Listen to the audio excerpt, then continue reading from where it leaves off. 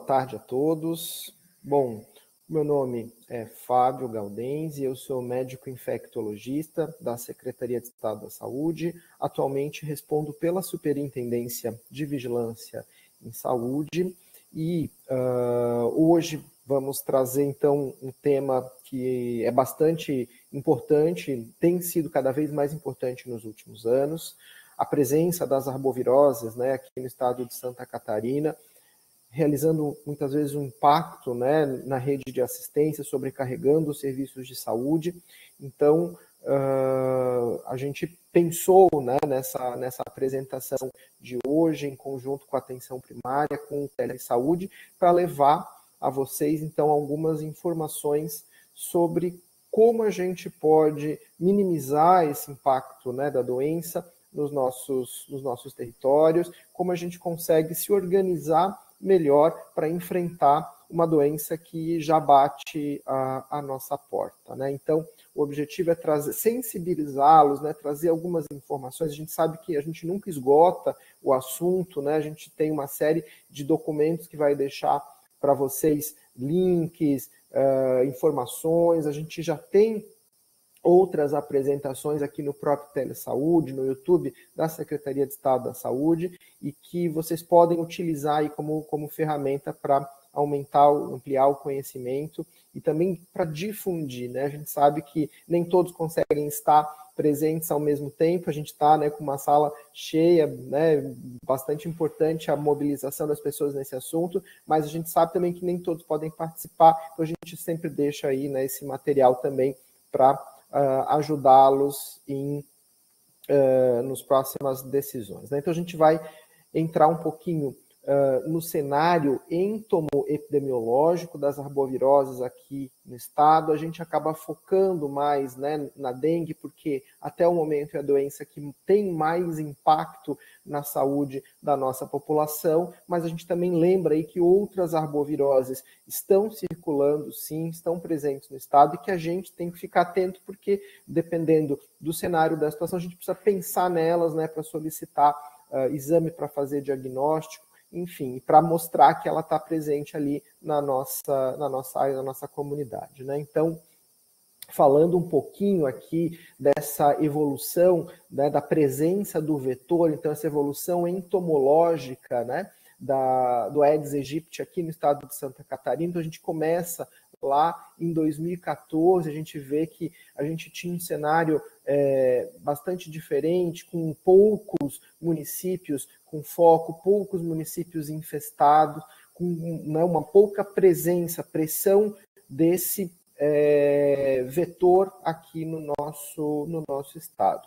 Quando a gente já olha para 2019, a gente já vê que uma região como o oeste começou a ficar intensamente infestado pela Aedes aegypti. A gente vê a pressão naquela região espalhando, né, com um grande número de municípios. E quando a gente já olha aqui, né, para o ano passado, 2014, em Santa Catarina, a gente vê essa mudança, né, importante de perfil, com o litoral, né, sendo bastante já acometido, né, a região aqui do litoral norte. Então, o estado praticamente inteiro com a presença do vetor. E isso, né, a gente encerrou o ano passado com 69 mil focos identificados do Aedes aegypti. Então, Santa Catarina usa uma metodologia um pouco diferente de outros estados, por conta de não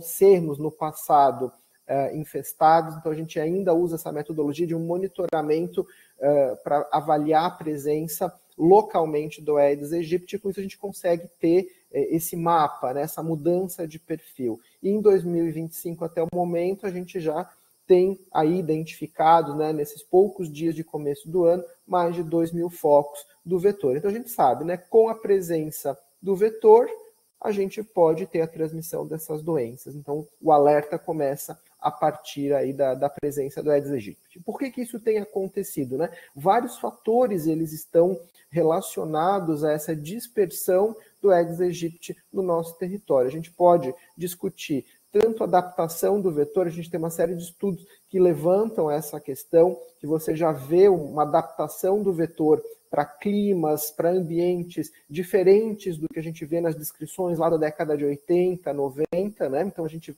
teve essa adaptação, o vetor se adaptou muito bem aqui no nosso estado, e além disso a gente tem passado por mudanças climáticas que acabam impactando também. A gente tem inverno cada vez mais curto, a gente tem verões longos e chuvosos, e nós sabemos que as temperaturas mais elevadas, elas fazem com que o vetor tenha uma aceleração no seu ciclo de vida. Então, essa aceleração ela é suficiente e impactante para que a gente, no período, né, de maiores temperaturas, principalmente aí verão, a gente tem, então, o aumento da população vetorial, que acaba culminando com a disseminação das doenças no nosso território. Então, esse é um contexto que a gente tem observado, essa é a realidade do nosso estado e também outros locais do país que não eram infestados, e mesmo a gente tem alertas, teve alerta no ano passado para países europeus apresentando, né, infestação com Aedes aegypti e a transmissão de arboviroses, né? Então a gente entende né, a gente precisa ficar alerta para essas mudanças, mostrando o impacto que vem depois à saúde da população por conta da presença do vetor transmitindo essas novas doenças que não eram comuns na nossa região. E isso, claro, traz mais um alerta, porque a gente está lidando com doenças que muitas vezes nós não estávamos acostumados a lidar no dia a dia. Então a gente precisa discutir, a gente precisa estudar, a gente precisa estar atento para a presença de novas doenças nos nossos territórios. Então, falando um pouquinho já da presença das doenças, né, aqui no estado, então a gente começa a ver a dengue impactando, né, fortemente. A gente viu que na década lá de 2010 para frente, nós tínhamos um número muito pequeno de casos, né, mas a partir de 2000, a gente vê essa curva extremamente ascendente, a partir de 2020, desculpa, a gente vê essa curva extremamente ascendente, tendo grandes epidemias em vários municípios no estado. Antes a gente tinha pequenas epidemias, pequenos municípios, situações muito pontuais, mas que mudaram o perfil nos últimos 4, 5 anos, levando aí a grandes epidemias no estado, colocando Santa Catarina, infelizmente, no mapa da dengue nacional. E a gente bate recordes, né, de transmissão, recordes de óbitos. Então a gente chegou aí ao ano passado a 240 mortes por dengue aqui no estado, né? Mostrando o impacto dessa doença na saúde da nossa população. Aqui a gente observando outras arboviroses como como chikungunya e zika, a gente vê que é uma presença menor, né? Então a gente vê aqui em cinza, zika, em amarelo, chikungunya. A gente vê a presença menor, né, da zika, mas a gente vê um aumento dos casos de chikungunya no estado. Então, muito importante estarmos atentos, né? Não é só a dengue, embora ela tenha a maior carga, mas a gente também tem a presença desses outros arbovírus aqui em Santa Catarina. Aqui para a gente ver um pouquinho, né, da sazonalidade, então a gente começa a acompanhar e verificar nos últimos anos esses grandes picos de transmissão ocorrendo, principalmente ali, né, nos meses de março, abril, maio. Então um período que a gente tem uma transmissão maior, mas a gente já viu no ano passado um fenômeno que foi de uma antecipação da transmissão. Então a gente já viu desde as primeiras semanas epidemiológicas do ano de 2024 esse aumento de transmissão da dengue aqui no estado, e a gente nesse ano tinha a previsão inclusive de uma antecipação maior, a gente já tem no mês de novembro, né, um aumento da transmissão, mas que a gente acabou não vendo, provavelmente por questões climáticas. A gente não teve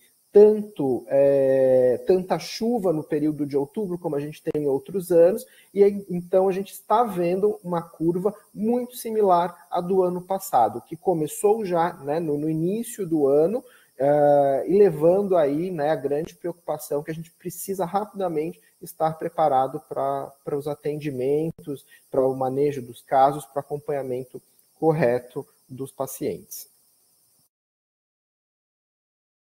Aqui, então, a gente vê, né, os óbitos por dengue nos últimos anos aumentando enormemente. Então, a gente saiu de uma situação de 0 óbitos na década, né, de 2010, começando a aparecer um ou outro caso, e a gente chega, então, ao recorde, né, no ano passado, de 340 óbitos, aí, com um número expressivo, mais de 30, 40 óbitos por semana epidemiológica, né? Então, mostrando aí essa grande preocupação com a doença e com doença grave. A gente sabe que a maioria absoluta, característica da dengue, é termos a maioria absoluta dos casos como casos leves, como casos ambulatoriais, né? O objetivo de estar conversando com vocês é trazer para a atenção primária esse entendimento, que a gente vai ter um volume imenso de casos, a maioria são casos leves, que precisam ser monitorados, hidratados, acompanhados desde o primeiro momento, evitando que a gente tenha evolução para as formas graves. Então, isso é um ponto que a gente sempre precisa bater, né? O atendimento correto desde o primeiro contato com o serviço de saúde evita a evolução para a gravidade e evita, né, a necessidade de leito de UTI, internação e toda a morbimortalidade que esse paciente sofre por conta da doença. Então, a importância do acompanhamento correto desde o primeiro momento.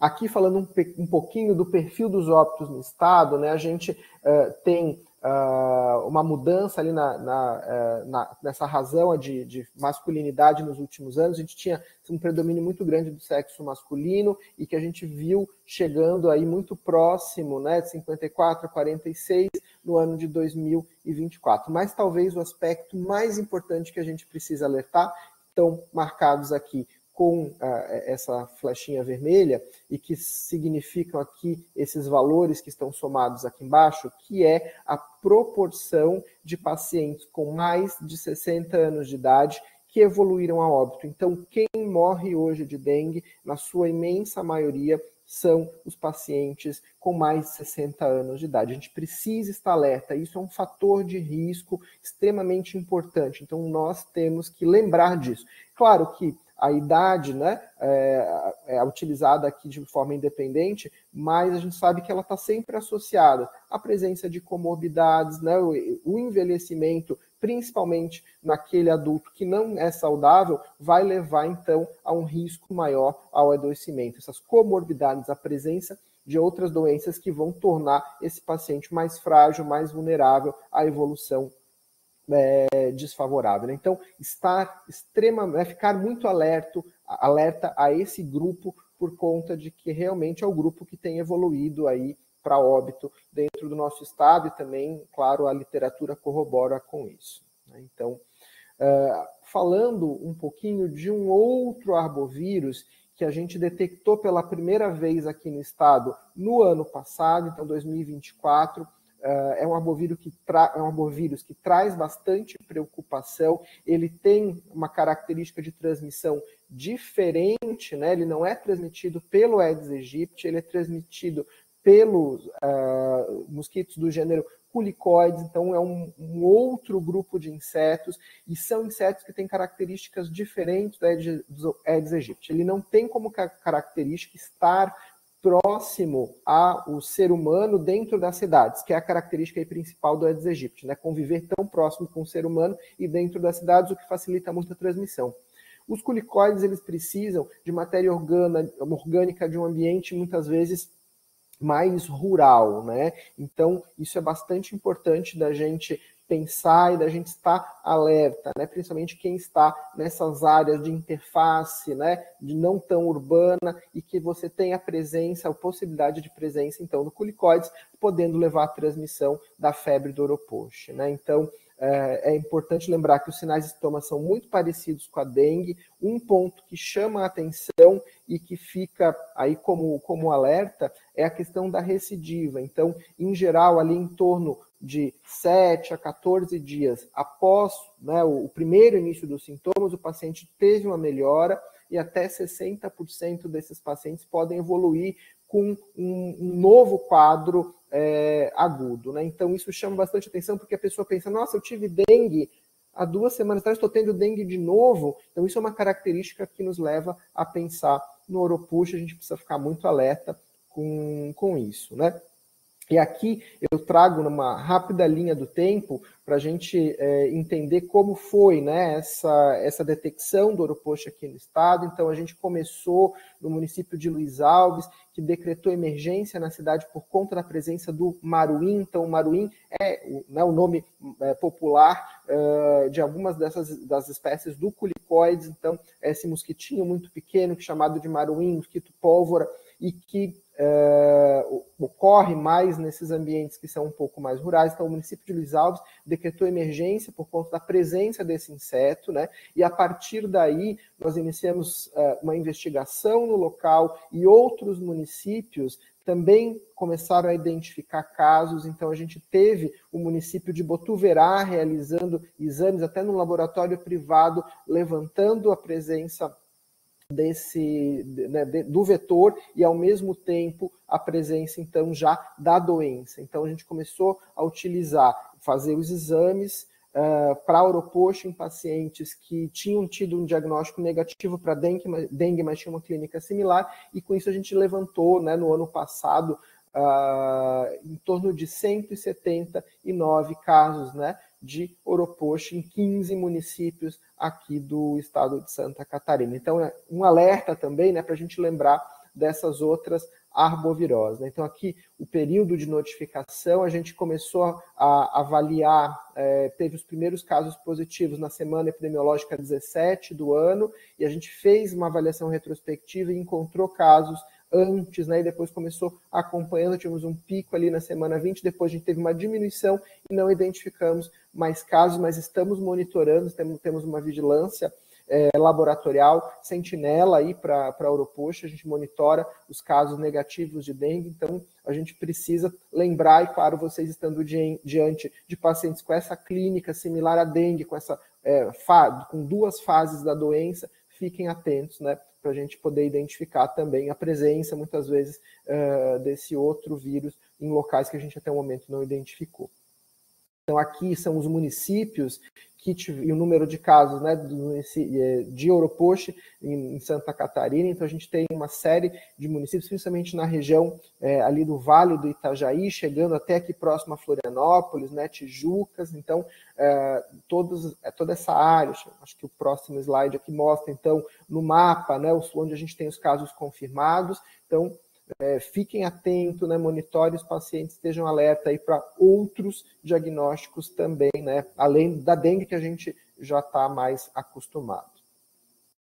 Bom, vou falar sobre a questão do acompanhamento. Então, é muito importante a gente entender o que está acontecendo no nosso município, né, no nosso bairro, no nosso local de trabalho. Então, a gente tem o painel de monitoramento aqui da Secretaria de Estado da Saúde, a gente chama de CIEGES. Então, a Ângela vai falar depois um pouquinho, vai deixar o link para vocês nos materiais que a gente vai deixar ao final. Tem o link, mas se vocês quiserem localizar dados das doenças aqui do estado, a gente está implantando esse centro de inteligência epidemiológica aqui no estado. Então, é o CIEGES Santa Catarina. É só colocar, né, no mecanismo de pesquisa, no Google, CIEGES SC, que vai te indicar a página. Ali tem uma série de informações para uma série de doenças aqui do estado, informações da atenção primária. Talvez vocês já estejam acessando, inclusive, pela atenção primária. Então, é importante a gente entender, avaliar, né, ver ali nos mapas se meu município, como é que ele está, quantos casos está tendo, né? Então, consigo avaliar, tem a parte ali dos focos de Aedes aegypti para saber se tem o Aedes aegypti no meu município. Tendo o vetor, eu posso ter a doença, mesmo que não tenha até o momento, eu posso vir a ter nas próximas semanas. Então, buscar essa informação entomoepidemiológica, né, me ajuda a decidir na minha prática, né, minha prática clínica, no meu trabalho diário. Então, essa ferramenta, esse painel está disponível aí para vocês. Outro ponto bastante importante que a gente tem utilizado desde do ano passado, né, foi a implantação de uma Câmara Técnica Estadual de Investigação de Óbitos pela zoonose aqui no estado. Não é só dengue que a gente investiga, mas, claro, né, a gente teve um grande trabalho com dengue por conta do alto volume que nós tivemos no ano passado, mas isso é uma estratégia extremamente importante, né? Infelizmente, nós temos muitas vezes óbitos, né, a investigação desse óbito ele vai nos levar a entender todos os passos que podem ter levado aí a complicação desse paciente, a própria evolução, né, com esse desfecho tão desfavorável. Então, trouxe essa estratégia que nós temos usado para sugerir que vocês também, dentro dos seus territórios, utilizem essa estratégia de avaliar os óbitos. Então, avaliando profundamente o que aconteceu, como foram as condutas. O objetivo disso, a gente tem que ter muito claro, né? Infelizmente, o ser humano acaba muito focando, né, em questões punitivas. Não é. A gente precisa entender que essa investigação ela é uma investigação que tem o caráter instrutivo, né? A gente precisa aprender com esse evento tão grave. Então, utilizar essa estratégia, a gente infelizmente utiliza muito pouco, né, no país, o estudo dos óbitos para que a gente consiga aprimorar nossas condutas, né, de atendimento, as nossas condutas de fluxos, né, para encaminhamento de paciente, enfim, tudo que pode não funcionar adequadamente, não está azeitado dentro da nossa rede, a gente acaba muitas vezes captando nessas investigações. Então aproveitem, chamem, né, peçam, né, para as equipes de vigilância dos municípios de vocês, inserirem vocês nessa investigação, participem, discutam, porque a gente aprende muito e vai com certeza evitar óbitos futuros, né? Então é uma estratégia bastante importante.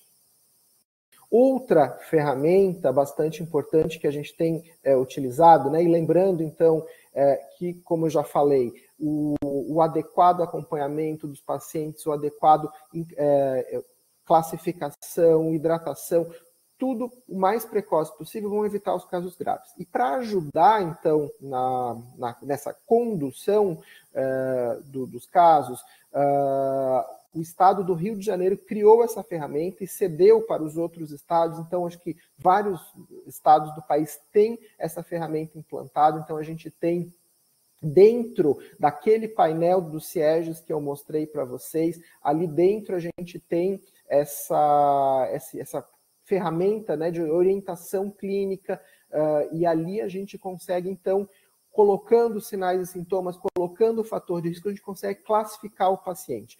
Tudo dentro do fluxograma que o Ministério da Saúde recomenda. Então, a gente recomenda aqui dentro do Estado também o fluxograma do Ministério.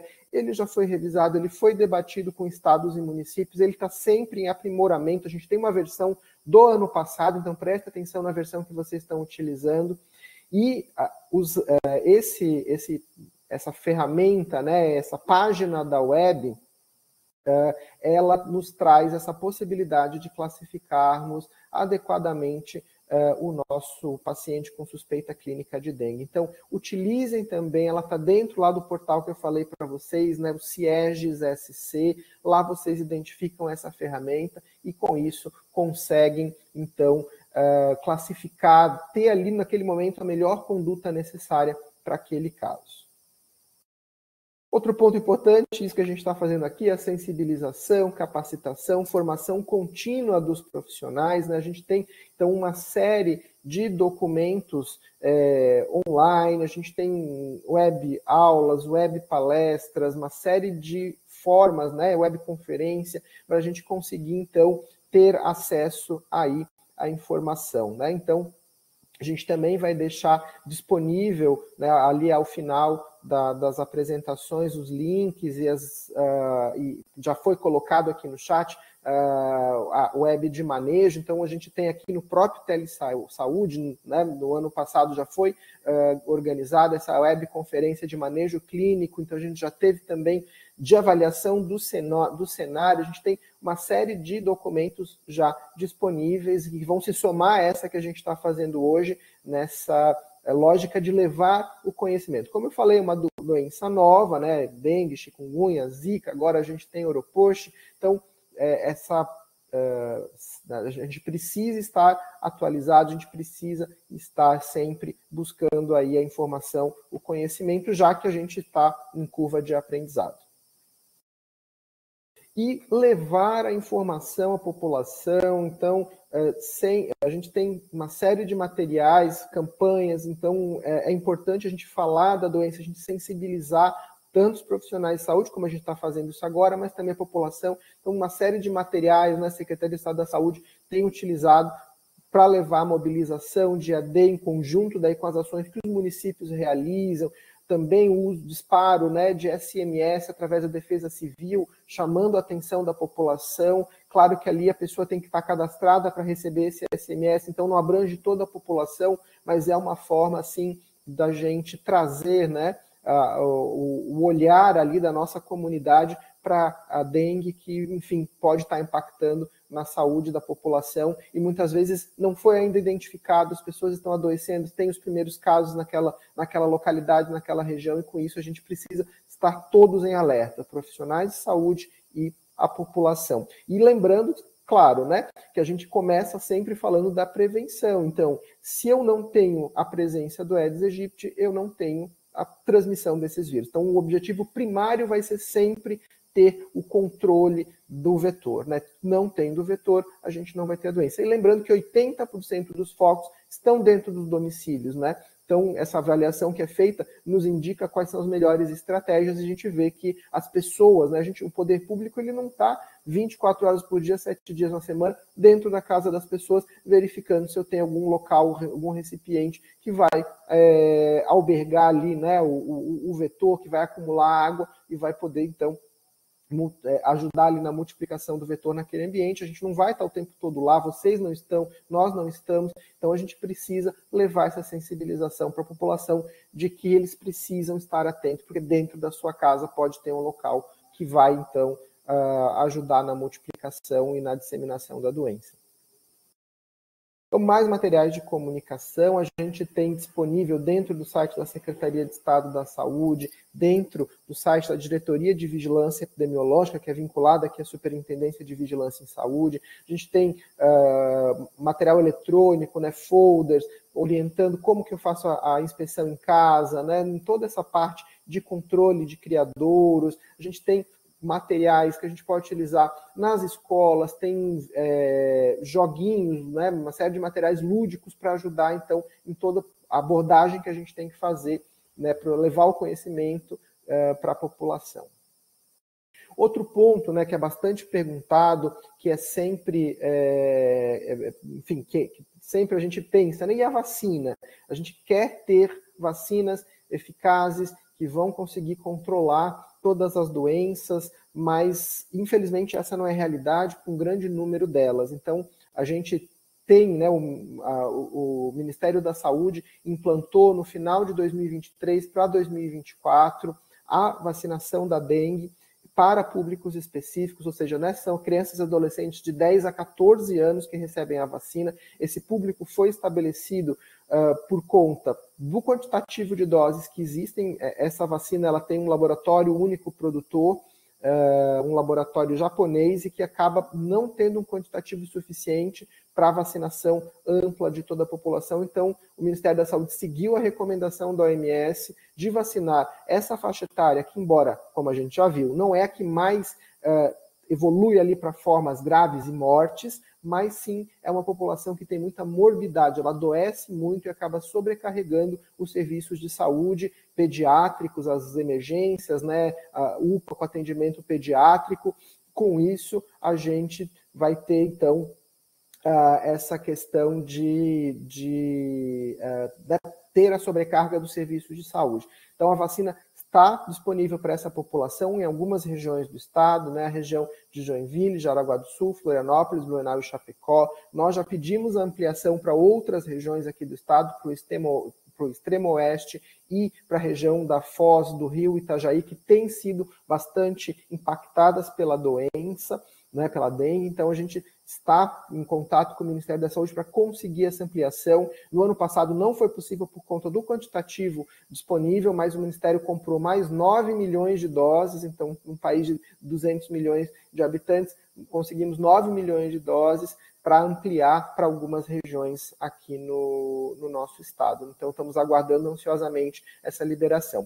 mas infelizmente, mesmo aí, né, com uma doença que tem impactado tanto, com tudo que a gente falou, né, aí de preocupação com a dengue, a gente vê que a cobertura vacinal tem sido muito baixa. A gente tem uma cobertura na primeira dose de 35% no total do estado e de segunda dose 18%. Então a gente pede, né, muito o apoio, né, das equipes de atenção primária, das equipes de vacinação dos municípios, que consigam então trazer para a gente, né, esse retorno à vacinação e trazer, então, também esses adolescentes, as crianças, para a vacinação contra a dengue. Infelizmente, é uma vacina de 2 doses, isso acaba impactando, isso acaba atrapalhando um pouco na estratégia, porque você tem essa segunda dose que a gente precisa lembrar as pessoas de voltarem ao serviço de saúde, mas é uma estratégia que vem se somar a todas as outras que nós temos no controle da dengue. E falando sobre um outro assunto, né? A gente até já teve uma pergunta ali sobre isso, para falar um pouquinho sobre o projeto de hematócrito rápido. Então, a Secretaria de Estado da Saúde, em parceria com, né, o COSEMS, o conjunto de municípios, de secretários municipais de saúde do Estado, começaram a debater o que a gente poderia fazer a mais do ponto de vista da assistência, para que a gente pudesse, então, ampliar, né, o atendimento rápido, prioritário para os pacientes com dengue. Então, uma das estratégias que foi pensada, já baseado na experiência de municípios aqui do estado que já adotaram no ano passado, como o município de Florianópolis, de municípios de fora aqui do estado que também começaram a adotar, e é a possibilidade de termos, então, o hematócrito rápido. Então, nós elencamos no estado municípios que são infestados pelo Aedes aegypti, porque se eu sou infestado, eu posso, mesmo que eu não tenha casos hoje, eu posso ter o risco de transmissão. Então, nós adquirimos, Secretaria de Estado da Saúde, 800 aparelhos de hematócrito rápido para fazer, então, esse diagnóstico, já que o hematócrito é um exame que vai nos indicar a hemoconcentração, que vai ser um dos parâmetros mais importantes para a definição ali de gravidade do paciente e que a gente pode acompanhar, então, utilizando essa metodologia de maneira rápida, de maneira quase que, né, imediata, porque entre a entrada ali, né, do paciente, coleta e tudo mais, a gente não demora nem 5 minutos para ter esse resultado. Então, a gente sabe que no momento de alto número de casos, os laboratórios ficavam saturados, a gente tinha atraso para resultado do exame, e com isso demorava, né, para a gente conseguir avaliar o paciente, reavaliar o paciente. E eu também sempre lembro uma coisa, o hematócrito ele pode me ajudar a ter mais segurança para liberar esse paciente para ir embora, né? Então, se eu tenho um hematócrito que está ali normal, eu tenho uma avaliação no dia anterior, por exemplo, e consigo fazer novamente, eu vejo que ele não está tendo piora, com isso eu tenho mais tranquilidade para mandar esse paciente para casa. Então, é uma estratégia que vai ser adotada. A nossa recomendação é que desses 800 aparelhos, pelo menos as UPAs e PAs recebam um. Então, o Estado colocou para os municípios essa recomendação, mas a distribuição dos aparelhos dentro da rede municipal, claro, fica a cargo do município, que é quem conhece a sua realidade e sabe onde está ocorrendo o maior número de atendimentos de dengue naquele momento, né? Então, o uso desse equipamento vai permitir que a gente consiga, então, estadiar de maneira mais assertiva os pacientes dentro do fluxograma orientado pelo Ministério da Saúde, e com isso a gente consegue, então, ter aí um manejo mais adequado dos pacientes. Então, os aparelhos eles estão sendo distribuídos para os municípios estão sendo capacitados até o final dessa semana e da próxima semana para o uso. É uma metodologia extremamente simples, como uma glicemia capilar, né? Então, da mesma forma que a gente tem as fotos ilustrando, da mesma forma que a gente faz uma glicemia capilar, aqui a gente utiliza uma cuveta para coletar esse sangue, coloca dentro aqui deste aparelho e em torno de 10, 15 segundos a gente tem a leitura da hemoglobina e do hematócrito, né? Então isso faz com que a gente possa, então, ter esse manejo aí mais assertivo dos casos, né? Então é uma metodologia nova que está vindo, nós estamos implantando no estado, estamos discutindo com os municípios, temos tido reuniões, né, bastante frequentes aí com todos para que a gente consiga implantar essa metodologia aí o mais rápido possível, com o apoio do Hemosc. Então, o Hemosc, o Hemocentro do Estado de Santa Catarina, que está ajudando nesse processo, tanto na validação do aparelho, quanto na capacitação dos profissionais que vão realizar os testes. Então, em breve, né, os municípios que são infestados, se você faz parte de um município infestado, em breve você vai estar aí discutindo como esse fluxo, né, como esses aparelhos vão ser utilizados dentro dos municípios. Então, um outro ponto, né, da preparação, que é importante a gente lembrar a todos, a Secretaria de Estado da Saúde fez, então, atas, né, de reserva, né, de registro de preço de medicamentos, para que os municípios possam, no momento de emergência, aderir a essas atas e, com isso, rapidamente conseguir ter acesso a medicamentos que porventura estejam faltando, porque a gente sabe que muitas vezes no mês de uma epidemia eu gasto em 1, 2 meses a minha previsão do ano todo, eu preciso de mais e vou ter dificuldade para comprar porque os processos licitatórios são processos morosos. Então a gente tem dentro aqui do componente básico, para vocês pegarem mais informações dentro do componente básico da assistência farmacêutica, entrando no site da Secretaria de Estado da Saúde, vocês vão encontrar informações, né, e que, claro, podem repassar para o gestor, se vocês sentirem aí falta de insumos. São os insumos básicos, né, pessoal? São soro de hidratação oral, soro de hidratação intravenosa, equipo, dipirona, paracetamol, são medicamentos simples que a gente utiliza aí na condução dos casos de dengue. Bom, já chegando quase no final dessa primeira parte, então, para fazer um resumo, né, de tudo isso, a Ângela vai continuar trazendo aí as informações, principalmente em relação à APS, mas o que a gente precisa, né, a gente precisa, então, né, reduzir a magnitude, então a gente precisa controlar o vetor para diminuir a magnitude, né, dessas doenças, das doenças transmitidas por artrópodes ou arboviroses, né, e reduzir também gravidade e óbito. Então, para isso é assistência correta, assistência assertiva, assistência rápida, hidratação desde o primeiro minuto que o paciente chega na unidade. Então, muitas vezes é um copo d'água, né, com um filtro, com uma bombona de água. Isso vai fazer com que a gente tenha já a hidratação desde o primeiro minuto que o paciente entra e que, então, favoreça uma evolução mais adequada, né? Então, a gente fala desse controle integrado dos vetores, reduzindo a infestação, implantando novas estratégias. Então, a gente tem discutido com municípios, com o governo federal, a possibilidade de utilizar novas estratégias, mobilização da população para que consiga ter um ambiente saudável. A gente também precisa ter a notificação oportuna dos casos. Isso aqui, muitas vezes a gente pensa, poxa, é um papel para preencher, eu tenho que informar alguém. Só que com a notificação oportuna, as medidas de controle vetorial podem ser feitas. Então, se eu tenho que fazer um bloqueio de transmissão, eu preciso rapidamente dessa notificação do caso suspeito para que as ações de controle vetorial sejam feitas. A gente precisa da análise de dados, a gente tem os painéis nos ajudando na decisão, né? E, claro, o encerramento, laboratório junto, investigação epidemiológica, para que a gente consiga, então, entender o que está acontecendo ali naquela minha região, né? Capacitação dos profissionais, que a gente está fazendo agora, né? Lembrando, o Ministério da Saúde tem um manual extremamente bem construído, que traz informações importantes, que consegue nos fazer dar segurança no manejo dos casos, mesmo que a gente não tenha tanta experiência assim. Então, a importância de estar com o material atualizado, pegar a última versão do manual do Ministério da Saúde, lembrar, né, da importância de examinar o paciente, de conversar com o paciente, de entender o que ele está passando, porque muitas vezes você tem os primeiros sinais de agravamento, sinais de alarme, a gente precisa lembrar ali no exame físico, quando a gente está examinando, quando a gente está conversando com o paciente, e também na orientação para casa. Esse é um ponto extremamente importante, a orientação correta de hidratação, com a prescrição. Muitas vezes o paciente tem que receber por escrito o volume dele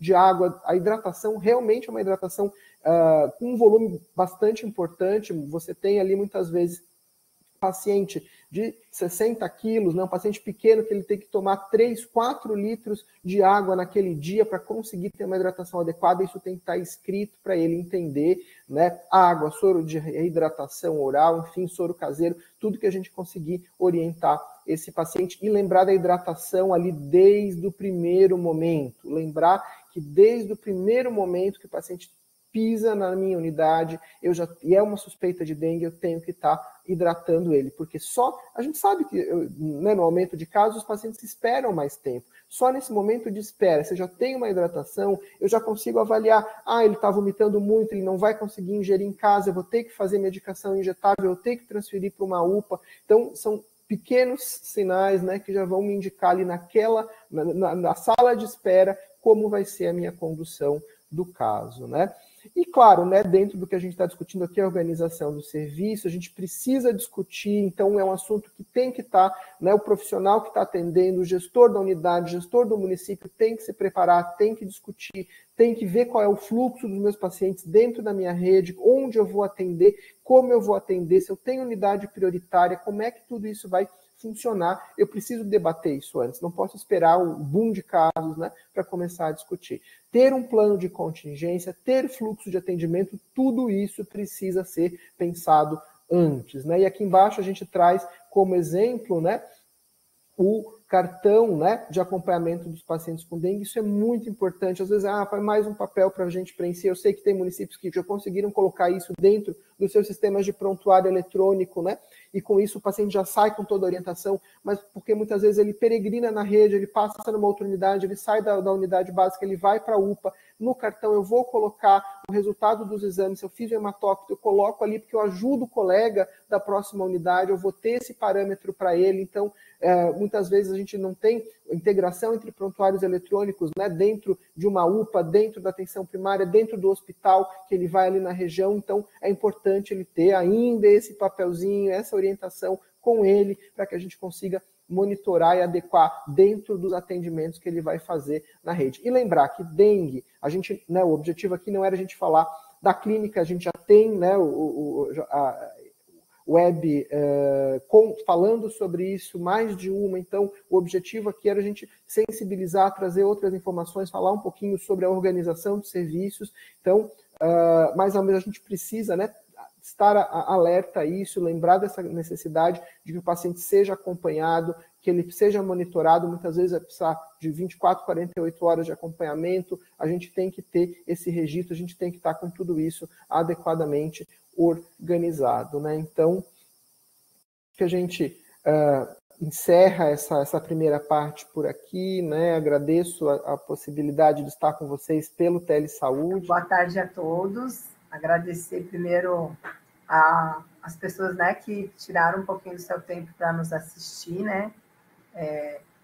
A ideia, eu sou diretora da atenção primária aqui do estado, sou enfermeira, sou professora também de enfermagem durante muitos anos, professora da UDESC, cedida para o estado, né? E a ideia dessa web, eu conversei com o Fábio, foi exatamente isso, né? A gente trazer um pouco da vigilância e da atenção primária para um debate, para uma sensibilização, porque nesse momento a gente precisa trabalhar muito em conjunto, né? Sair um pouquinho das nossas casinhas, né? Que a gente sair um pouco do posto de saúde, da unidade de saúde básica, para conversar um pouco com o pessoal da vigilância e um apoiar o outro.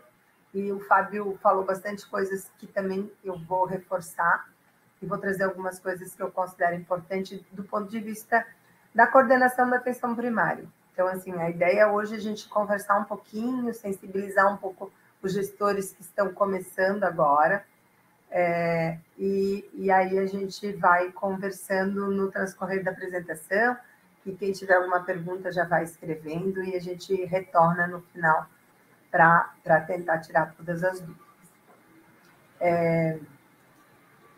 Do ponto de vista... Roberta, como é que eu consigo tirar essa faixa que está em cima da apresentação, ou para vocês não está aparecendo? Para a gente não aparece, mas tem uns 3 pontinhos ali do teu lado, ainda na apresentação, lado esquerdo superior, na frente de onde diz telesaúde, ali à esquerda, em cima. Tá. Aí, ocultar barra de ferramentas. Ótimo, para mim fica melhor. Então, assim, o que eu pensei em trazer para a gente conversar um pouquinho, e é uma conversa mesmo, como que a gente da atenção primária, eu sei que a atenção primária, né, eu sou diretora da atenção primária do Estado, eu sei o quanto a atenção primária tem inúmeras coisas para fazer, além, né, e aí agora vem a dengue. E aí a dengue é de quem?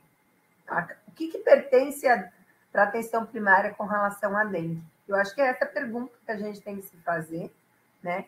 E aí, assim, a gente tem vários pontos que não é só da atenção primária, mas sim é do serviço de saúde do município, é do serviço de saúde do Estado, é da regional de saúde, né? Então, assim, a primeira coisa que a gente precisa ter informação, né? Então, garantia de qualidade da informação. Como que a gente tem a garantia da qualidade da informação?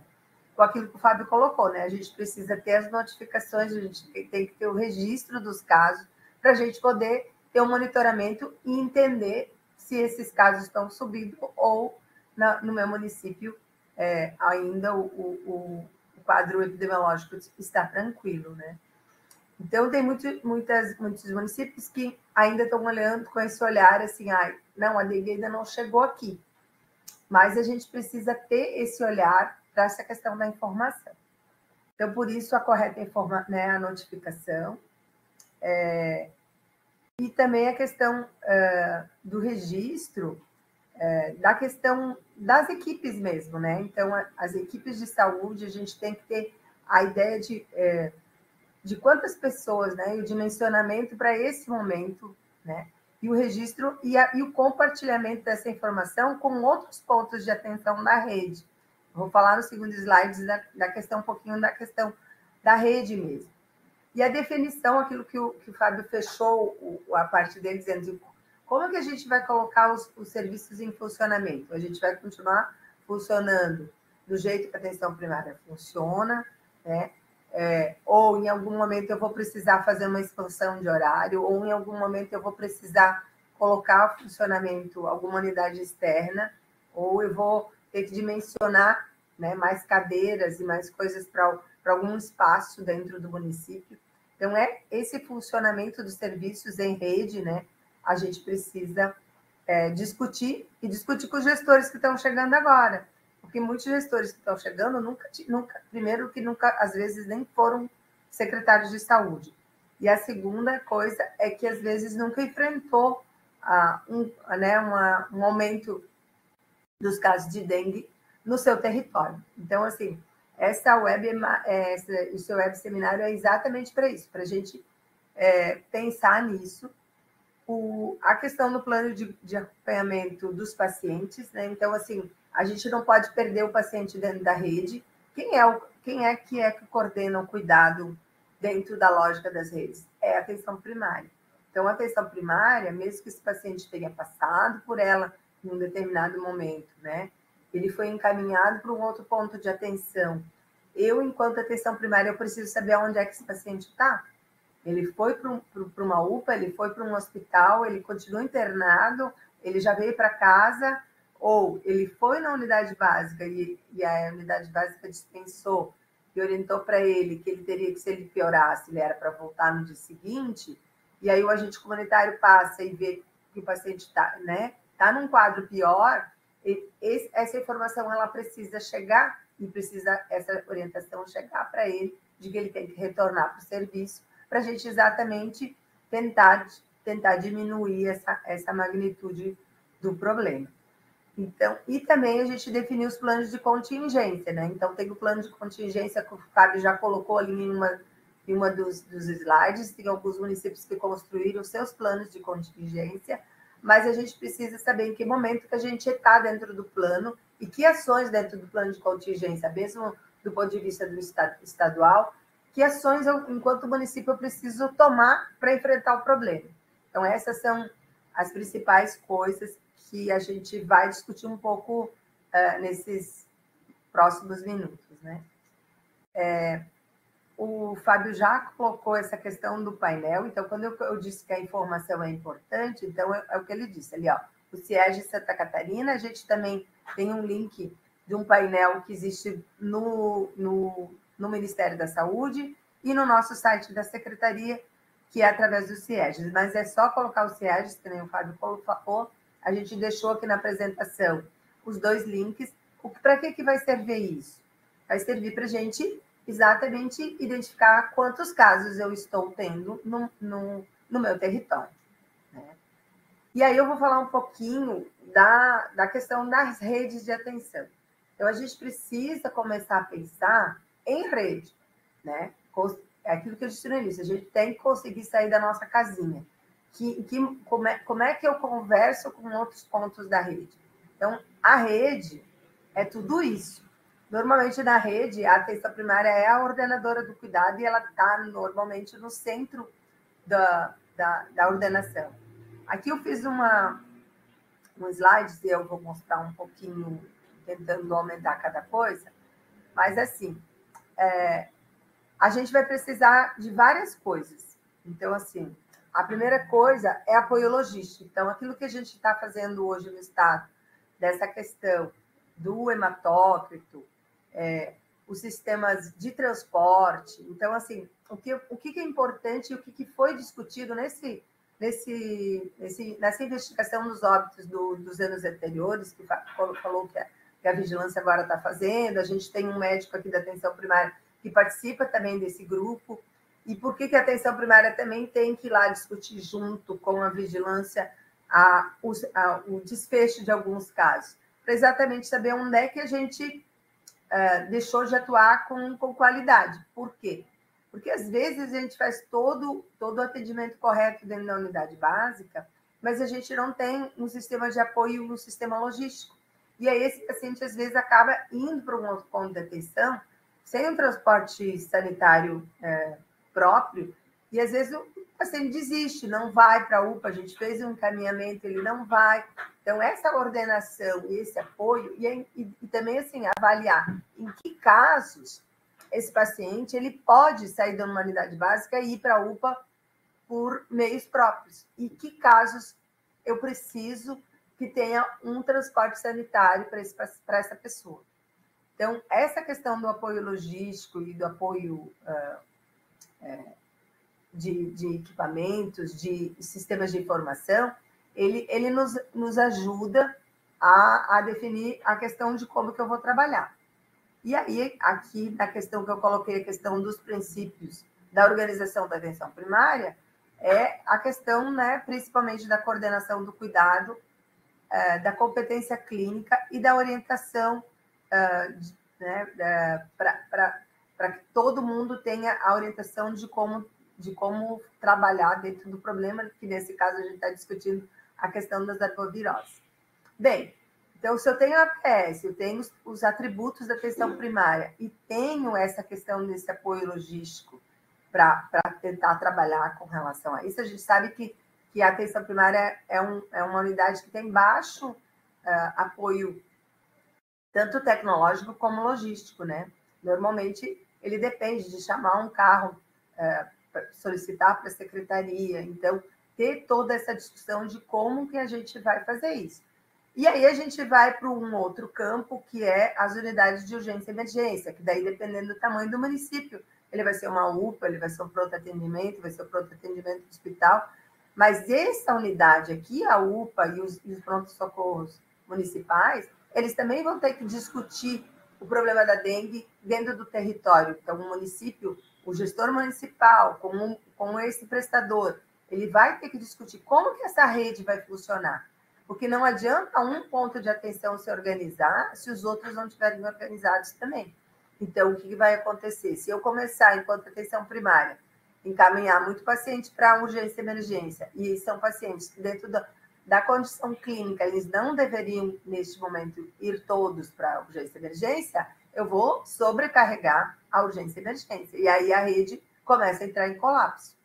A mesma coisa, a questão né, da atenção hospitalar. Se eu começar a internar muita gente, eu vou produzir um colapso dentro da atenção hospitalar, e com isso eu vou acionar o apoio logístico muito mais, daí eu vou acionar mais o SAMU para fazer esse transporte.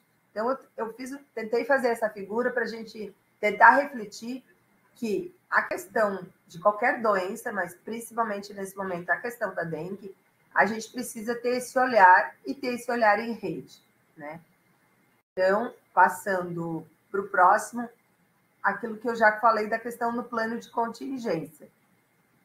Então, dentro do plano de contingência, uma coisa muito importante para a atenção primária é a gente ter o acesso do paciente a essas unidades e a gente ter estratégias previstas dentro desse plano e monitoramento. Então, assim, eu não posso perder esse paciente dentro dessa rede, né? Então, essa rede, se eu encaminhei o paciente para algum ponto de atenção, eu preciso criar dentro do município um setor, ou, né, às vezes é uma pessoa só, porque dependendo do tamanho do município, mas que entre em contato para saber qual foi o desfecho, né, com relação a esse encaminhamento. Claro que em municípios maiores eles vão ter um setor mais, né, dentro da lógica da regulação, mas dentro do município, mesmo sendo poucos casos, a gente precisa ter um certo acompanhamento e não deixar de se perder, né, dentro desse processo. E aí, quando a gente pensa no atendimento, na assistência, então, qual é o papel da atenção primária dentro da assistência à saúde nesse momento? A gente tem papel fundamental na questão da promoção e da prevenção, que é a gente tentar evitar que a gente tenha pacientes para chegar na unidade básica. O ideal é que a gente consiga, né, que a gente diminua os focos e aí não é só a atenção primária, né, todo o serviço é intersetorial, né, a questão da gente tentar diminuir, e principalmente com a participação das pessoas, né, da população. Mas se a gente está sendo vencido por essa etapa, né, a gente está numa etapa que a gente está tendo casos. E para ter casos, a gente vai ter que olhar para nossas unidades e para dentro dessas unidades para ver como que está a minha unidade e como que eu vou organizar, que fluxo que eu vou estabelecer, como que eu vou organizar para essa unidade funcionar. Então, nas instalações que eu já tenho, eu tenho que pensar como que eu vou fazer, como eu vou trabalhar nisso.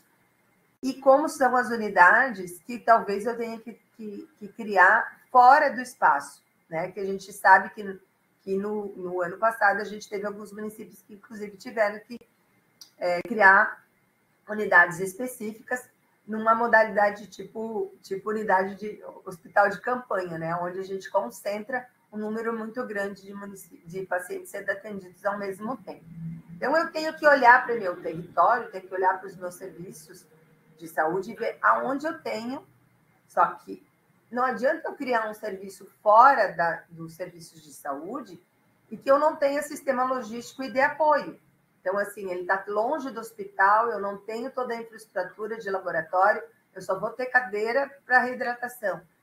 Em algum momento isso vai dar, mas só isso não basta. Então, a gente tem que pensar em toda essa estrutura. Então, o ideal é a gente começar organizando o espaço dentro das unidades básicas mesmo. Né? E que tipo de serviços que a gente que tipo de material a gente vai precisar.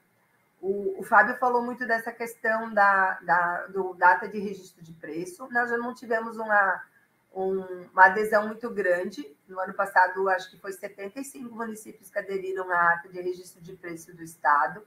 Então, a gente precisa divulgar que isso existe e que o ano que vem, né, que mais municípios façam a adesão, porque isso facilita a compra de material.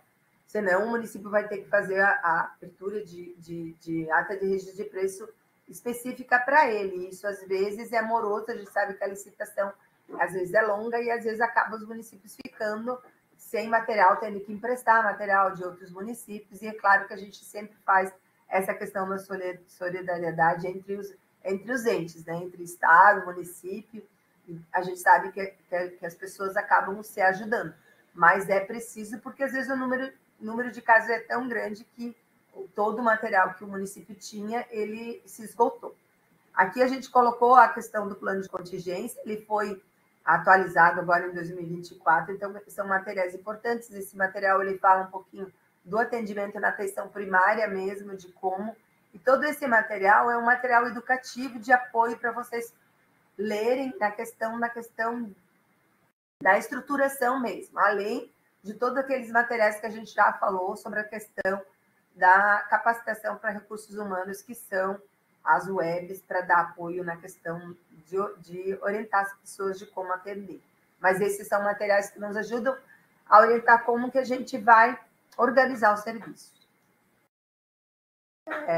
O Fábio já falou do aplicativo, então a gente tem que estimular que os médicos da unidade e que a equipe toda utilize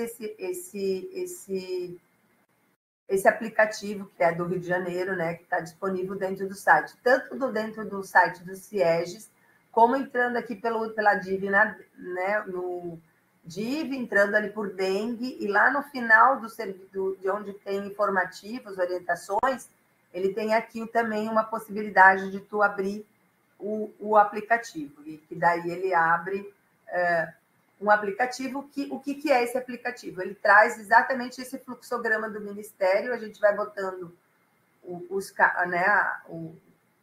as informações, e ele vai classificar com base no fluxograma de manejo clínico do Ministério da Saúde, que é isso que a gente segue.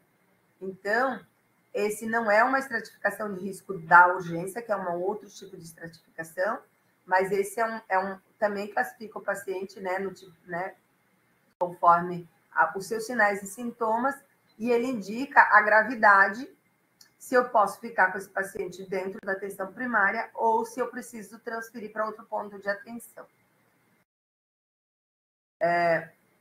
A questão do enfrentamento, a gente precisa, além desses outros setores que eu falei nessa questão da rede, a gente também precisa fazer ações de intersetoriais e de integração entre os agentes comunitários e os agentes de endemias. Então, fazer atividades, né, compartilhar informações, discutir isso de forma integrada, e sempre trazendo esses dois atores que são super importantes dentro desse processo, e às vezes fazer algumas reuniões específicas, né, de algumas capacitações específicas entre agente comunitário e agente de endemias, exatamente para ajudar essa questão né, de fazer a integração das informações e que as informações cheguem exatamente para todos os lugares dos serviços de saúde do município. Então, aqui, o que a gente colocou aqui? Sobre algumas pessoas já começaram a perguntar ali, é a questão de manejo clínico. Então, a gente fez, no final do ano passado, pelo Telesaúde, com a médica da Vigilância Epidemiológica, uma web específica sobre manejo clínico, mais voltado para o manejo clínico dentro da unidade básica de saúde. Até foi abordado alguma coisa da questão mais grave, mas ele é mais voltado para casos mais leves, né? Então, como que a gente... Então, esse material ele pode ser usado nas capacitações que vocês vão fazer dentro das unidades de saúde. É isso que a gente traz como sugestão mesmo, de vocês reunir a equipe, procurar um material da web já realizada, assistir em grupo com todo o pessoal da unidade básica e discutir casos e tentar estabelecer como que seria o manejo clínico dentro desses pacientes dentro da unidade básica. A gente, além disso, fez tem esse material aqui que o Fábio também já citou, que é a questão do Ministério da Saúde, que fala sobre a questão do manejo clínico da dengue.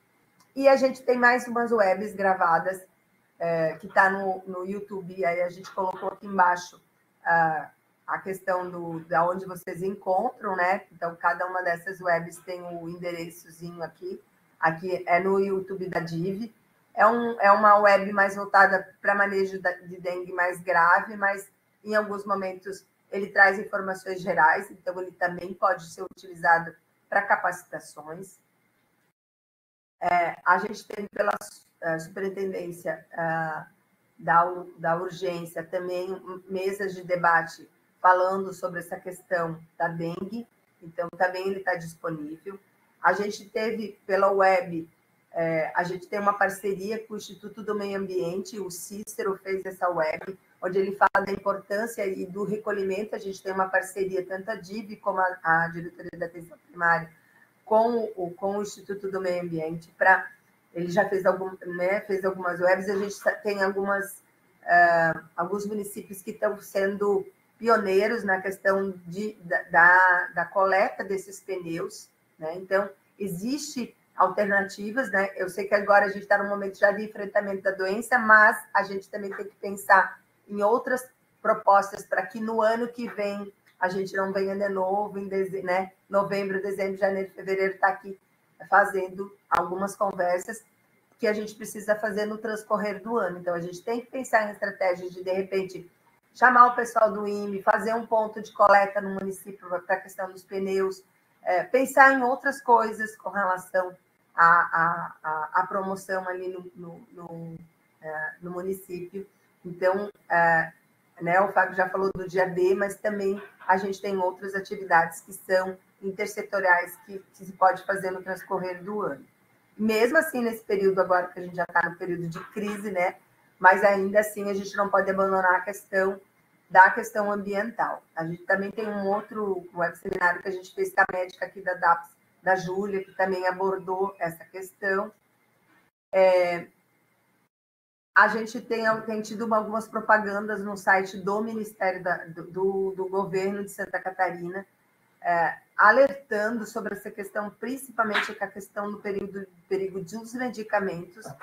Então, a gente tem que fazer com que essa informação circule e que as pessoas que começam, às vezes, com uma dor de cabeça, né, que são alguns sintomas que podem ser indicativos da dengue, e a pessoa, às vezes, não entende que possa ser, e ela acaba tomando, né, se automedicando, e, às vezes, tomando alguns remédios que são prejudiciais. Então, fazer campanhas, né, botar cartazes ali, né, fazer sala de espera na atenção primária, orientando a população que né, nós estamos com casos, então, que não é para se automedicar, que às vezes eles acham que é uma coisa e acabam já se automedicando, né? Às vezes eles tomam anti-inflamatório, então, às vezes até conseguem receita de antibiótico, corticoide e outras coisas, então a gente sabe, e o AS principalmente, que às vezes eles não têm a noção do perigo que ele traz e eles acabam se medicando com o ácido acetil salicílico. Então, assim, essas são algumas informações bem importantes. Nos próximos slides eu vou falar um pouquinho dessa questão do espaço físico mesmo da atenção primária. E aí eu trago a sugestão das pessoas de reflexão mesmo, de a gente olhar para o nosso território, olhar para as nossas unidades básicas e ver como que eu posso organizar isso, né? Então, assim, uma coisa importante, né? Fazer um fluxo de que todo dia, logo de manhã, a gente já tenha uma jarra de soro de reidratação oral preparado, colocado ali na recepção. Se na unidade ainda não é rotina, a gente tem uma bombona de água, a gente tem que conversar com o gestor, porque isso a gente precisa. Nesse momento, o paciente tem que chegar e ele tem que ter água para dar oferta, né? A gente tem que olhar a questão, como que é o nosso sistema com a questão do laboratório. O Fábio falou um pouquinho do projeto do hematócrito. A gente não vai ter para todo mundo, né? Ele falou que foram 800 aparelhos. A gente tem quase 2.000 unidades de saúde, fora as UPAs, fora os pronto-socorros.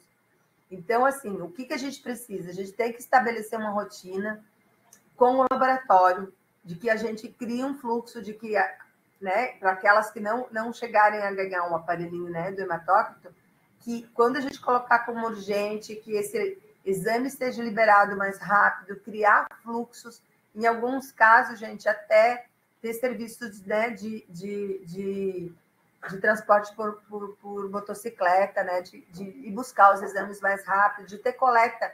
Eu sei que algumas unidades coletam exames, mas só coletam de manhã, então ele só vai ter resposta no outro dia. E apesar de todo esse projeto que o governo está fazendo, a gente ainda vai ter pontos de atenção que isso vai continuar sendo um problema. Olhar para o nosso estoque, que a gente tem solução, né, para solução intravenosa suficiente. Eu tenho uma ata de preço em aberto, tem que, né, a gente está com um gestor novo, gente, a gente precisa conversar com a administração da secretaria para que ela olhe que situação ela recebeu essa secretaria. Ela tem estoque de material? Não tem? Ela aderiu à ata de registro de preço? Não aderiu? Tem ata de registro de preço no seu município aberto? Então, essas questões. A gente tem cadeira para fazer, para se precisar colocar um paciente para receber o soro. Então, todas essas questões são importantes na questão da organização da atenção primária. E aí a gente coloca aqui que de preferência, né, a questão as salas tanto para reidratação, tanto para a questão da reidratação oral, como da reidratação venosa. E a questão do laboratório, que eu já falei aqui, da questão de qual é a minha estrutura, o que eu tenho. Porque a gente sabe que às vezes tem um município que o laboratório que ele utiliza é em outro, a sede do laboratório é em outro município, né? Então a gente precisa acertar com esse laboratório nesse período, quando for suspeita de dengue, que esse exame ele entre em primeiro lugar, que ele seja liberado o resultado em primeiro lugar, que forma que ele vai liberar que a gente vai ter acesso a esse exame o mais rápido possível, e para quem conseguiu, né, que vai estar nesse desenho de receber uma toque, a gente sabe que já vai resolver bastante coisa, né? Mas a gente ainda vai ficar muitos pontos que precisam de se estruturar para ver. Então, o Fábio já falou dessa questão dos aparelhos, né? Então, o governo do estado, com apoio do EMOSP, comprou, né, os aparelhos, está sendo distribuídos. Depois, eu acho que o Fábio vai falar um pouquinho mais, porque tem uma pergunta. Mas, sim, os municípios vão receber, eles vão assinar um termo, e ele que vai decidir, que nem o Fábio, como que ele vai distribuir, para qual unidade. Então, isso depende... Para qual unidade ele vai distribuir? Depende do que ele está pensando em organização para o atendimento na questão da atenção primária. Do cartão de acompanhamento, é importante a gente ter esse cartão de acompanhamento impresso. Também é legal estar dentro do sistema, mas às vezes esse paciente ele está num município e depois ele mora no outro. E ele às vezes circula em bastante pontos de atenção até ele ter um diagnóstico dizendo que é dengue. Então, às vezes, ele procura uma vez, 2 vezes, 3 vezes a unidade. O que a gente tem que estabelecer também e organizar ali na recepção? Se o paciente chega na recepção e o cara da recepção que faz a ficha, né, que coloca no sistema hoje, ele precisa saber se esse paciente já chega dizendo que ele já teve 2 vezes ali na unidade e que ele continua ruim, é porque esse paciente precisa ser colocado mais na frente dos outros atendimentos. Então, essa organização, as unidades precisam discutir como elas vão fazer. E ele ter o cartão de acompanhamento vai identificar que ele já tentou um atendimento e não saiu com diagnóstico ainda, porque às vezes ele não sai com diagnóstico, né? Então, é importante a gente... Eu sei que é mais um documento para ser preenchido, mas é importante a gente utilizar. E aí, aqui, a gente coloca o fluxograma do atendimento na ANAPES. Então, o que é importante, né? Que o paciente, dentro daquele desenho lá do fluxograma, que ele é classificado... Eu não vou falar aqui de cada um deles, mas aqui a gente coloca, né, que o tipo A e o B, ele deve ser atendido dentro da atenção primária. Só que, às vezes, o B, ele está sendo atendido na atenção primária, e ele já começa a complicar e ele vira um C rapidamente. Então, como que vai ser esse transporte? De novo, eu volto a falar e a gente precisa pensar nessa questão de a gente não liberar um paciente que a gente acha que ele está gravando, mas daí a gente vai liberar ele para ir de carro comum ou a gente perdendo ele dentro da rede. Então, é importante a gente fazer o contato com outro ponto, né? fazer um registro, um encaminhamento por escrito do que tu já fez nessa unidade, que nem o Fábio disse, os sistemas ainda não se comunicam. Então, nem sempre o prontuário eletrônico da unidade básica é o que o hospital ou que o pronto atendimento vê. Então, é importante, nesse caso, a gente sempre encaminhar. E aí, nesse caso, tanto no paciente, principalmente no paciente A e B, a gente ter essa liberação no hematógrafo, que eu botei aqui como um ponto importante, que é o apoio, né, logístico disso, a gente vai ter com mais certeza se esse paciente é um B ou se ele está evoluindo para uma questão mais grave. E como se organizar e como fazer hidratação venosa dentro das unidades básicas de saúde para alguns casos. Então, isso a gente precisa, que nem o Fábio falou, se o paciente... Eu começo a ofertar água e ele começa a vomitar ali na unidade básica, eu já sei que ele tem sinais e sintomas mais graves do que o outro que está esperando. Mas não é só isso. Tem uma outra questão, e aí a gente precisa ter esse olhar atento, não é só colocar o paciente ali na recepção e não esquecer ele ali, né? Então, ficar de olho, ver se ele não teve uma piora do quadro, ver a possibilidade dele ser atendido antes. Então, ter todo esse olhar com relação à questão desse paciente, porque às vezes ele muda o quadro rapidamente. A gente também tem essa questão da prova do laço. Ela não é definitiva, ela não porque ela deu negativa não quer dizer que ele não esteja com dengue, mas em alguns casos ela dá um alerta maior da possibilidade de realmente ser. Então, existe também, eu coloquei aqui um YouTube do Telesaúde do Mato Grosso, onde ele explica a questão da prova do laço. Então, muita gente, às vezes, não sabe fazer, e eu estou falando muita gente, inclusive médico, tá? Médico, enfermeiro, também às vezes não sabe. Então, a gente faz muito tempo, não era uma prática nossa, a gente não tinha dengue em Santa Catarina, então a gente precisa, sim, se instrumentalizar, e aí é possível também fazer isso, pegar um videozinho disso, assistir na unidade, fazer uma capacitação com a equipe, né, com os técnicos de enfermagem, com os enfermeiros, para a gente poder... E a outra coisa que a gente discute muito, os enfermeiros que têm protocolo, que na realidade, para mim, isso não precisa ter protocolo, mas a maioria tem, se eu tenho um paciente que ele está, que a gente visualmente vê que ele está precisando de hidratação, e a gente logo já colocar ele no soro, enquanto ele aguarda, porque ele está vomitando, colocar o soro, o máximo que vai acontecer é ele ser transferido já com uma veia pulsionada. Então, o soro não vai fazer, não vai prejudicar esse paciente até ele ser avaliado. Então, existe toda uma discussão no Ministério da ampliação da possibilidade de já a enfermagem atuar mais efetivamente nessa questão do primeiro atendimento, já em alguns casos, né? Claro que já não vai funcionar bem de todo mundo que chega com suspeita de dengue, mas aqueles casos que a gente avalia, onde a enfermeira faz uma avaliação clínica, vê que o paciente já está com sinais de desidratação e que precisa fazer uma hidratação e, às vezes, uma hidratação venosa, né? Enquanto ele aguarda a avaliação, ele vai ficar já recebendo o soro, aguardando. Então, isso vocês têm que avaliar dentro da unidade básica, porque é possível vocês fazer.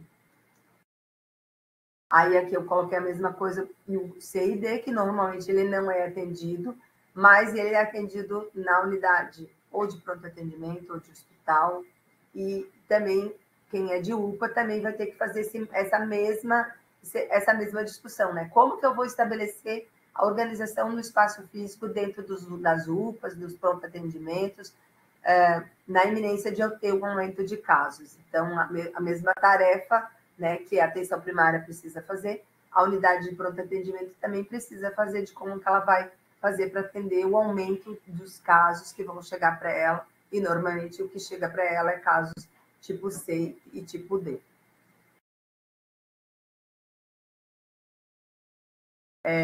De novo, essa questão que eu coloco da questão importante do papel do agente comunitário e do papel do agente comunitário em conjunto com o agente de endemias, e principalmente ele entender, porque assim, às vezes a gente o agente comunitário ele não consegue entender o papel dele dentro dessa questão do ambiente. Então, se eu começo a ter na minha rua 2 ou 3 casos, eu preciso começar a ter um olhar nas minhas visitas domiciliares, não só para a questão dos marcadores que a gente normalmente acompanha, né? Mas sim eu começar a olhar como é que tá as plantinhas, como é que tá coisa, porque se tendo casos naquela rua, é porque em algum lugar daquela rua tem um foco, né? A não ser que ele tenha viajado, tenha vindo de outro lugar, mas normalmente. Então é importante assim o agente comunitário até começar a fazer o mapa dele, começar a pintar no mapinha dele diária quantos que ele está tendo de casos de dengue. E isso ele vai começar a localizar em que rua que está mais concentrada e assim por diante. Então, é essa questão. E atento, né? Aí ele chega na unidade, essa pessoa da família já foi ontem lá na unidade. Aí ele chega no outro dia para a visita, já tem 2 pessoas da família com os mesmos sintomas e aquela pessoa que foi ontem num quadro pior, orientar para ele retornar para a unidade básica, né? Então, essas orientações são super importantes. Eu já coloquei essa questão da busca ativa também, né? De colocar no mapa, e também o agente comunitário ele tem um papel importante na questão da busca ativa. Tipo, o médico indicou que no outro dia ele era para voltar para coletar um novo hematócrito, ele não apareceu. A gente precisa não perder esse paciente dentro da rede. Então, o agente comunitário ele também pode fazer esse papel de orientar a questão e fazer busca ativa dos casos que a gente não conseguiu ou que perdeu dentro da rede. As notas técnicas, a gente tem várias notas técnicas dentro da DIV, né? Algumas notas conjuntas, algumas são do próprio e no Ministério também. A gente, basicamente, eu acho que eu, como diretora da atenção primária, eu mando para as gerências regionais e a gente manda para os municípios por semana inúmeras notas. Então, a gente precisa fazer com que essas notas cheguem no ponto de atenção. Qual é o ponto de atenção? Na atenção primária e dentro do posto de saúde. Então, é preciso tirar um tempo, ler as notas, né? Nem que se defina lê e depois ele faz um resumo para todo mundo. Eu sei que é inúmeras notas e a gente não dá conta. Mas eu tenho a sensação, às vezes, de que a gente está aqui produzindo um monte de nota, tanto o Ministério como a gente, como secretaria, e que nem tudo, né? Isso eu tenho quase certeza, que nem tudo consegue chegar no ponto de atenção que precisa chegar. Então, a gente precisa discutir como que a gente vai fazer.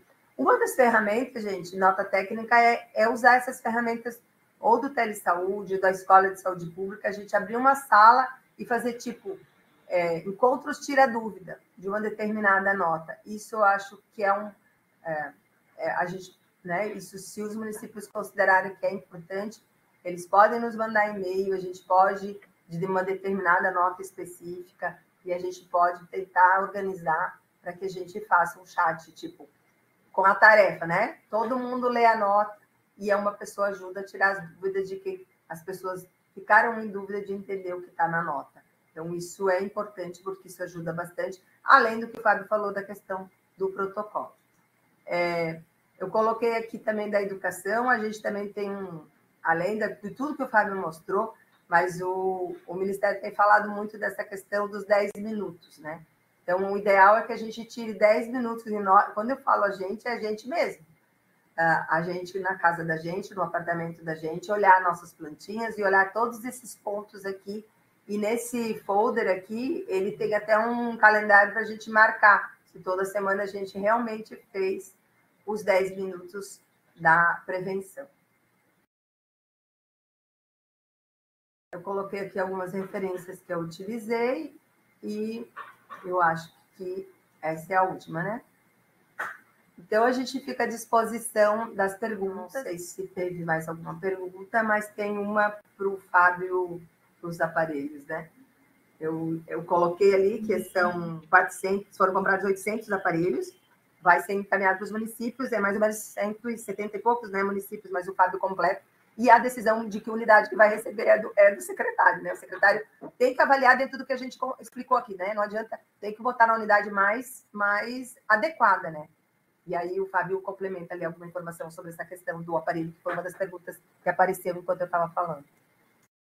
Com certeza. Obrigada, Ângela. Acho que vocês foram até se complementando, né, das informações. Ficou bem legal a organização. Perguntaram também se existe algum critério para recebimento dos aparelhos, também é uma coisa que a Ângela acabou de falar.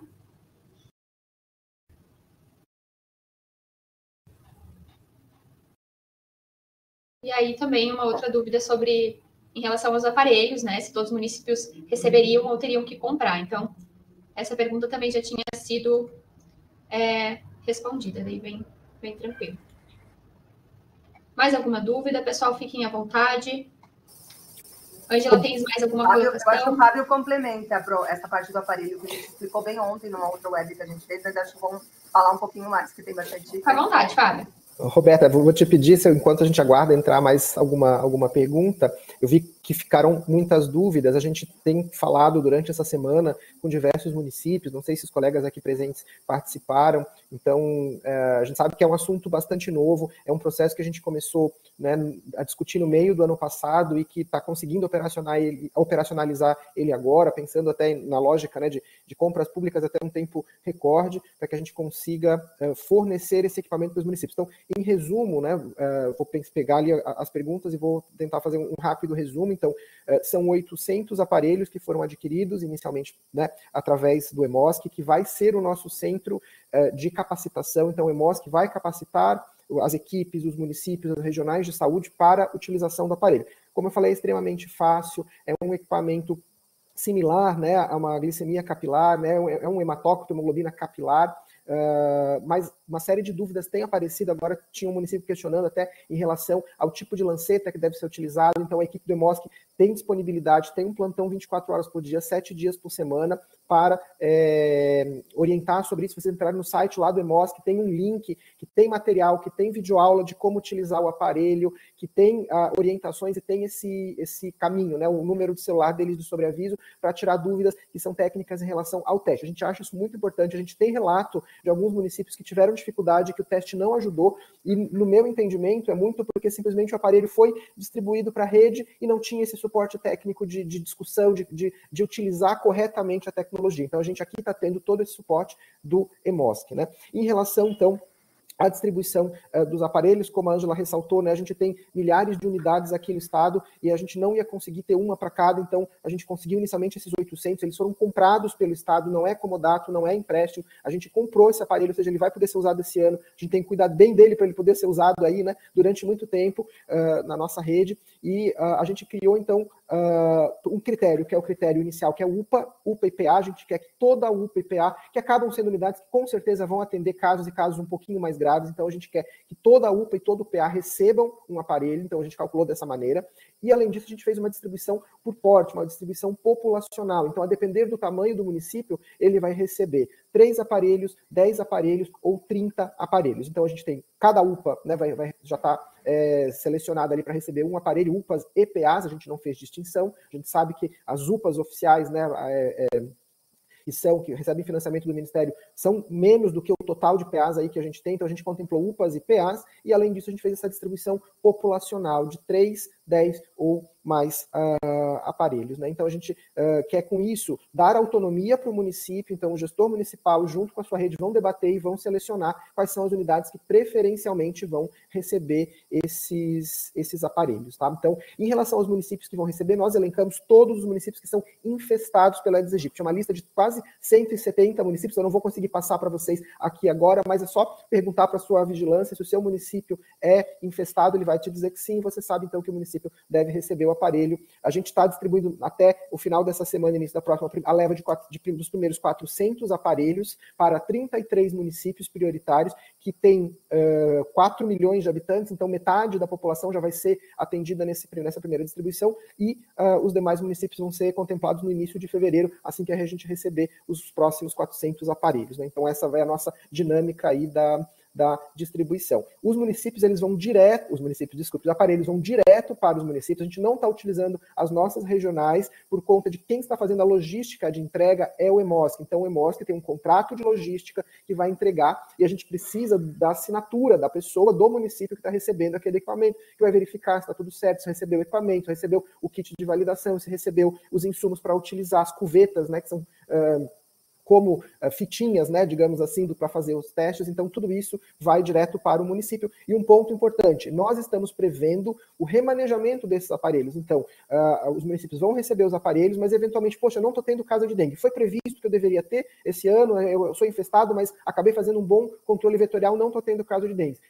A gente quer, então, remanejar esses aparelhos para aquele município que está com um grande número de casos. Então, é muito importante lembrar disso. Os aparelhos, eles são previstos, como a gente não tem um quantitativo para cada unidade do estado, a gente está previsto fazer esses remanejamentos entre regiões, entre municípios, entre unidades, para a gente deixar o aparelho no local em que ele vai ser usado. Não é para o aparelho ficar paradinho lá sem ver paciente, né? A gente quer que ele seja bastante utilizado e ajude na condução dos casos. Eu acho que eu consegui resumir rapidamente, acho que passei ele por quase todas as perguntas, não sei se entrou mais alguma que a gente possa aí ajudar eu e a Ângela nas respostas, mas a gente fica à disposição.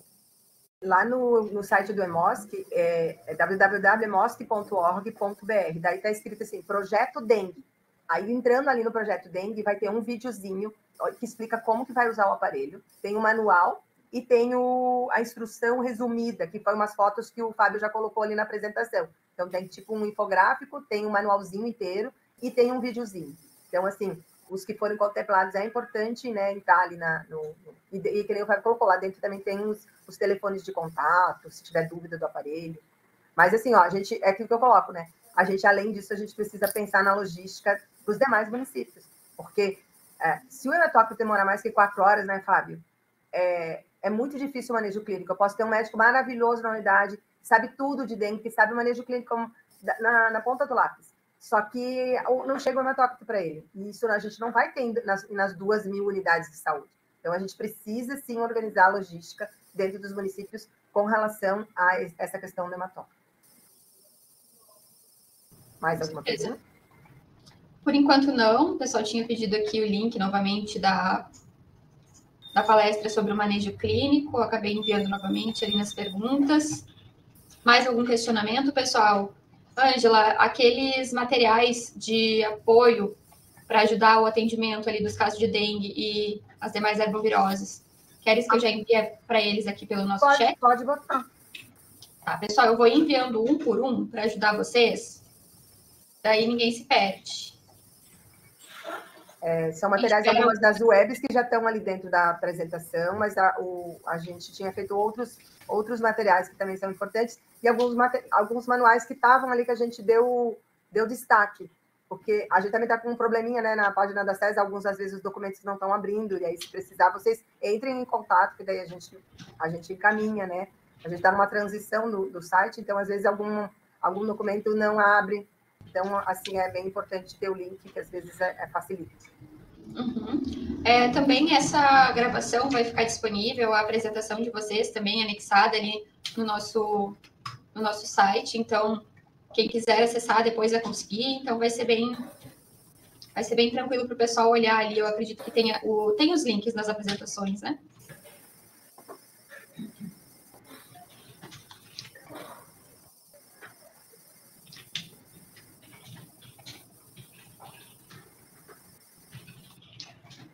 Mais alguma dúvida, pessoal? Vão enviando aqui pelo nosso chat, estou acompanhando, tem pessoal digitando por aqui. Enviar o link do projeto Dengue. Deixa eu ver se também não está nesses que eu estou enviando.